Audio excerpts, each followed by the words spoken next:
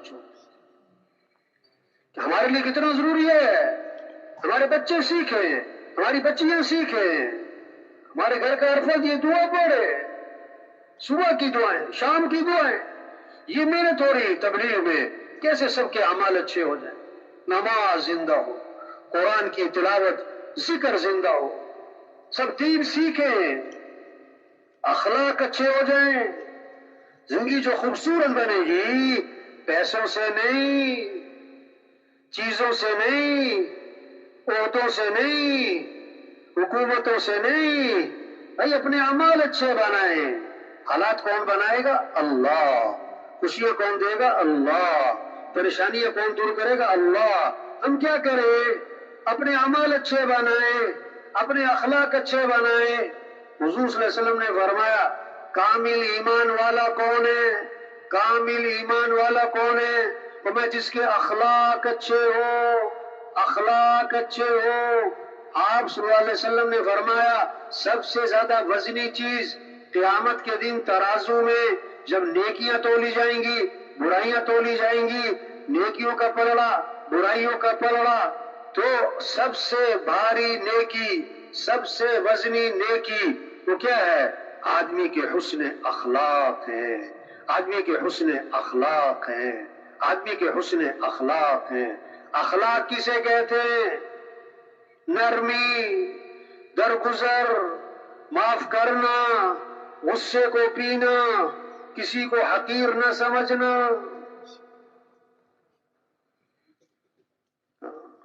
ایک صحابی نے عرض کیا حضور مجھے نصیحت فرمائیں. آپ نے فرمایا اپنے غصے پہ قابو پاؤ. عرض کیا حضور کچھ اور نصیحت فرمائیں. فرمایا غصے پہ قابو پاؤ. عرض کیا حضور کچھ اور نصیحت فرمائیں. فرمایا غصے پہ قابو پاؤ. یہ محنت ہے، درگزر کرنا ہے. ایک صحابی نے عرض کیا حضور میرا غلام ہے، غلطیاں بہت کرتا ہے، میں کب تک معاف کروں؟ آپ نے فرمایا اگر وہ ایک دن میں 70 مرتبہ غلطی کیا کرے تو معافی کر دیا. یہ اخلاق سکھائے، یہ اخلاق سکھائے. آپ نے فرمایا سل من قطعت، جو رشتہ توڑے تم اس سے رشتہ جوڑو. اور بھائی یہ دیکھو کتنے بچے باتیں کر رہے ہیں آپس میں، بھائی آپس میں باتیں کر رہے ہیں، دیکھو کتنے سارے نوجوان، ان کو کوئی سمجھائے بھائی. او بھائیو، او بچوں، آپس میں باتیں نہیں کرنی بھائی. دیکھو آپ کی باتوں کی آواز یہاں تک آ رہی ہے، باتیں نہیں کرنی آپس میں بھائی. دیکھو مسجدوں کے جو ذمہ دار ہیں وہ اس بات کا اہتمام کریں کہ باتوں کی فضا، کھانے پینے کی فضا نہ بنے بھائی. بات سنیں غور سے، بات سنیں غور سے. کیا بات ہو رہی تھی میں بھی بھول گیا. ہاں آپ صلی اللہ علیہ وسلم نے فرمایا سل من قطعت، جو تم سے رشتہ توڑے تم اس سے رشتہ بولو بھائی جوڑو. جو ظلم کرے اسے کیا کرو؟ معاف کرو. جو برائی کرے تو بدلہ کس سے دو؟ بدلہ کس سے دو؟ اچھائی سے. یہ اخلاق ہے. آپ صلی اللہ علیہ وسلم نے فرمایا جو آدمی یہ چاہتا ہے کہ اس کے رزق میں برکت ہو اور اس کی عمر میں برکت ہو تو اسے چاہیے کہ اپنے رشتہ داروں کے ساتھ صلہ رحمی کرے، رشتوں کو ملائے، رشتوں کو ملائے، رشتوں کو توڑنا نہیں، رشتوں کو توڑنا نہیں. عبداللہ بن مسعود رضی اللہ عنہ ایک مجمع میں بیٹھے ہوئے تھے، فرمانے لگے اس مجمع میں جو قطع رحمی میں مبتلا ہے، بھائی سے بول چال بند ہے، چچا سے، خالہ سے، بہن سے، ماموں سے رشتہ توڑا ہوا ہے، وہ اٹھ کے یہاں سے چلا جائے، اٹھ کے یہاں سے باہر چلا جائے. کیوں؟ ہم دعا مانگنے لگے ہیں اور جس مجمع میں قطع رحمی کرنے والا بیٹھا ہو اس مجمع کی دعا قبول نہیں ہوتی. وہ قطع رحمی کرنے والا کتنی خیروں سے محروم ہوتا ہے، کتنی برکتوں سے محروم. حضور صلی اللہ علیہ وسلم گھر سے باہر نکلے صحابہ کو بتانے کے لیے کہ شب قدر کون سی رات ہے. شب قدر کون سی رات ہے؟ دو مسلمانوں کا جھگڑا ہو رہا تھا، اس جھگڑے کی وجہ سے شب قدر کی تعین اٹھا لی۔ جس گھر میں روز جھگڑے ہوں، جس گاؤں میں روز جھگڑے ہوں، جس شہر میں روز جھگڑے ہوں، وہ کتنی خیروں سے محروم ہو جاتے، کتنی برکتوں سے محروم ہو جاتے۔ ہاں۔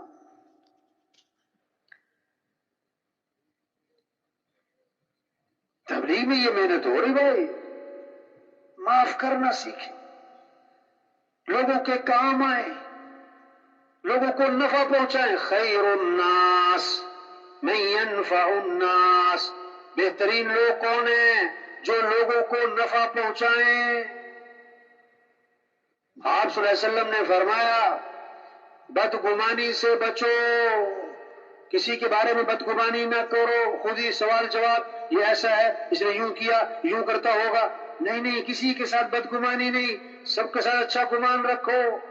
آپ نے فرمایا وَلَا تَحَسَّسُوا وَلَا تَجَسَّسُوا وَلَا تَنَاجَشُوا وَلَا تَدَابَرُوا وَلَا تَبَاغَضُوا وَكُونُوا عِبَادَ اللَّهِ إِخْوَانًا۔ کیسی خوبصورت تعلیمات ہیں۔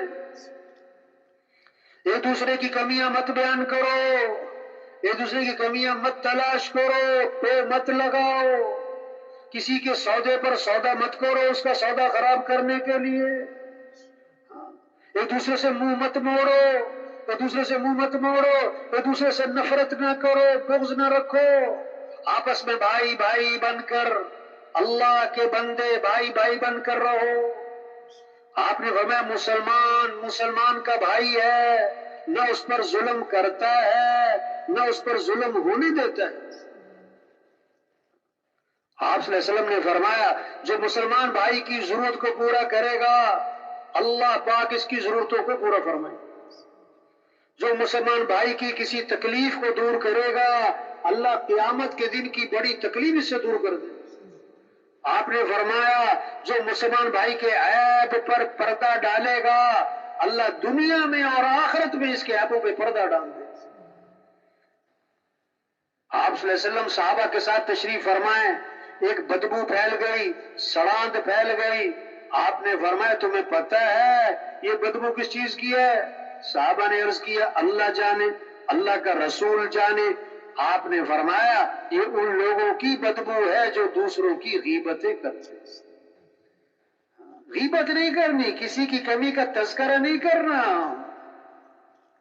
آج کسی کو غیبت سے روکو نا بھائی، او بھائی کسی کی بات نہیں کرتے، او بھائی کسی کے بارے میں اس کے پس پشت بات نہیں کرتے، کہتا نہیں میں جھوٹ نہیں بول رہا میں سچ بول رہا ہوں۔ ارے بھائی اسی کا نام تو غیبت ہے، اگر یہ عیب اس کے اندر نہیں ہے پھر تو بہتان ہو گیا۔ ہمارا دین خوبصورت دین خوبصورت زندگی گزارنے کا طریقہ ہے، اس کو وجود میں لانا ہے، اخلاق اچھے ہو جائیں، کمائیں پاکیزہ ہو جائیں۔ آپ صلی اللہ علیہ وسلم نے فرمایا ایک حرام کا لقمہ ہے نا، ایک حرام کا لقمہ کسی نے کھایا نا 40 دن تک کوئی عبادت قبول نہیں ہو، 40 دن تک۔ ایک آدمی بیت اللہ کا غلاف پکڑ کے چیخ رہا ہے یا رب یا رب یا رب، اللہ فرماتے دعا کہاں سے قبول کروں، کھانا تو تیرا حرام ہے، پینا تو حرام ہے، لباس تو حرام۔ ہاں برکت حلال میں ہے حرام میں نہیں، برکت حلال میں ہے حرام میں نہیں۔ بکری کتنے بچے دیتی ہے؟ بولو بھائی، 1 2 بہت کم 3۔ اور کتیا کتنے دیتی ہے؟ کتیا کتنے دیتی ہے؟ 6 7 8 9 10۔ روزانہ کیا ذبح ہوتے ہیں؟ بکرے کے کتے، بکرے۔ اور ریوڑ کس کے نظر آتے ہیں؟ کبھی کتوں کا ریوڑ دیکھا آپ نے؟ کبھی دیکھا؟ ہر عید کے موقع پر اتنے جانور ذبح ہوتے ہیں بقرہ عید میں، ایسے لگتا ہے کہ اگلے سال کوئی جانور ملے گا ہی نہیں، اور ہر سال جانور پہلے سے بھی کیا ہوتے ہیں؟ اللہ آنکھوں سے دکھا رہا ہے کہ برکت کس میں ہے؟ بولو بھائی، حلال میں، حرام میں برکت کس میں ہے؟ حرام میں؟ ہاں، برکت حلال میں۔ آج لوگ برکت نہیں چاہتے، کثرت چاہتے۔ کیا چاہتے؟ وہ اسباب اختیار کریں جس سے مال زیادہ ہے، وہ اسباب اختیار نہیں کر رہے جس سے مال میں برکت آئے۔ جھوٹ بولنا پڑے۔